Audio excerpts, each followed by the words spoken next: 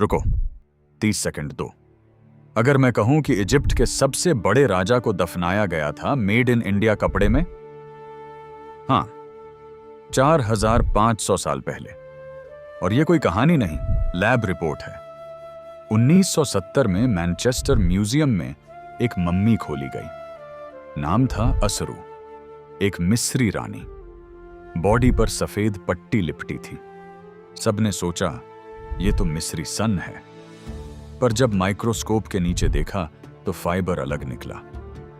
यह सन नहीं था, यह था कपास। प्रॉब्लम क्या है? इजिप्ट में उस टाइम कपास उगता ही नहीं था। वहां सिर्फ अलसी और सन होता था।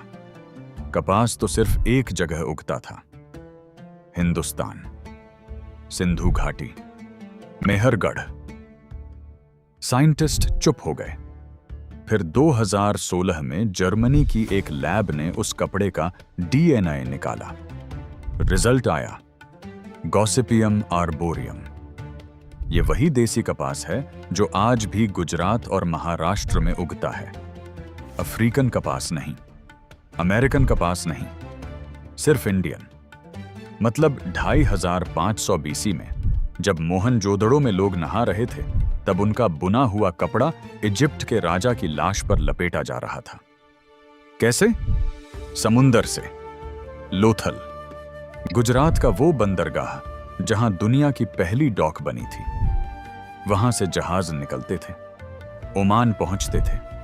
वहां से सामान ऊंटों पर रेड सी तक जाता था, फिर नील नदी तक। एक ही सफर में 30 दिन। और सबूत सिर्फ कपड़ा नहीं है। इजिप्ट के एक कब्र में कार्नेलियन के मोती मिले हैं, लाल पत्थर। वो पत्थर सिर्फ खंभात की खदान में मिलता है।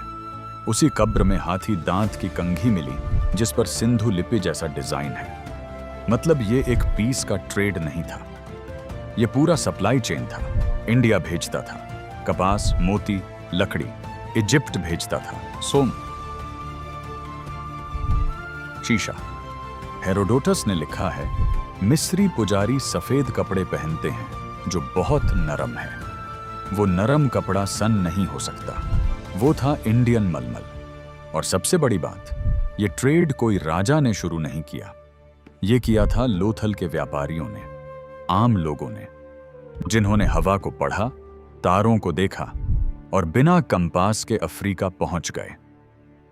फिर यह कहानी क्यों नहीं पढ़ाई जाती? क्योंकि हमें सिखाया गया कि ग्लोबलाइजेशन अंग्रेज लाए।